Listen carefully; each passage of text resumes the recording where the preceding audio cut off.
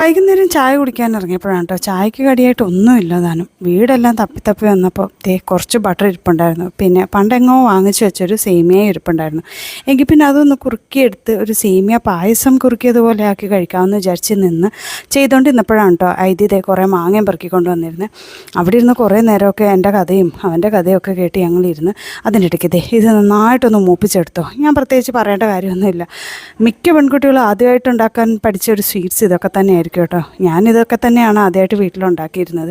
അങ്ങനത്തെ കുറച്ച് വെള്ളം, കുറച്ച് ഉപ്പിട്ട്, കുറച്ച് പാൽ ഒഴിച്ച് ഞാൻ അതൊന്ന് വേകാൻ വേണ്ടി മാറ്റി വെച്ചേ. അതിൻ്റെ ഇടയ്ക്ക് ഐതി ആണെങ്കിൽ എനിക്ക് കുറച്ച് മാങ്ങയും കുറച്ച് മിറാക്കിൾ ഫ്രൂട്ടും കൊണ്ട് തന്നിട്ടുണ്ടായിരുന്നു. മിറാക്കിൾ ഫ്രൂട്ട് അധികം പഴുത്തിട്ടില്ല, ചെറിയൊരു പുളിപ്പുണ്ടായിരുന്നു. എങ്കിലും ഇങ്ങനെ അത് കഴിച്ച് കഴിഞ്ഞിട്ട് ഐതി എന്നോടെങ്കിൽ ഞാൻ മാങ്ങയും കൂടെ കഴിക്കാൻ.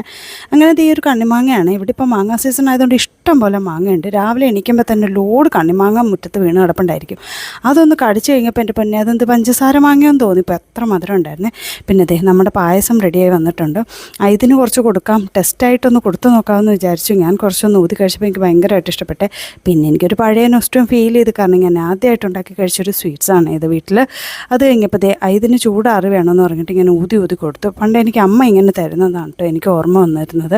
അപ്പോൾ ഇന്ന് ഇത്രയേ ഉള്ളൂ. എൻ്റെ വീഡിയോസും ചാനലും ഇഷ്ടമാണെന്നുണ്ടെങ്കിൽ എല്ലാവരും ഒന്ന് സബ്സ്ക്രൈബ് ചെയ്യാൻ മറക്കല്ലേ.